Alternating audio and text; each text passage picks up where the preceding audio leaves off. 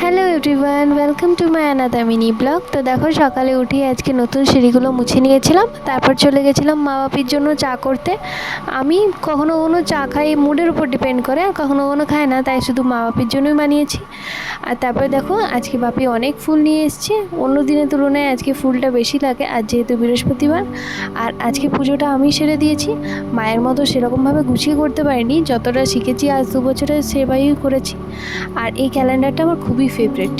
তারপরে আজকে ব্রেকফাস্টে ছিল এই দেখো, এই নিরামিষ পনিরের তরকারিটা, আর করেছিলাম রুটিটা জানো তো যা গরম পড়েছে, সন্ধ্যেবেলার দিকে আর কিচেনে ঢোকা যাচ্ছে না, তাই দুবেলাকার রুটি করেই রেখে দিলাম। এই রুটিগুলো ফ্রিজে রেখে দিয়েছিলাম, আর যেগুলো খাওয়ার ব্রেকফাস্টে সেগুলো আলাদা একটা গামলায় রেখে দিয়েছিলাম।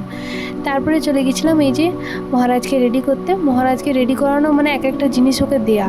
তো দেখো এখানে কি পরিমাণে দুষ্টু হয়েছে, তোমাদের আমি কি বলবো। তো আজকের ব্লগটা এতটাই, বাই।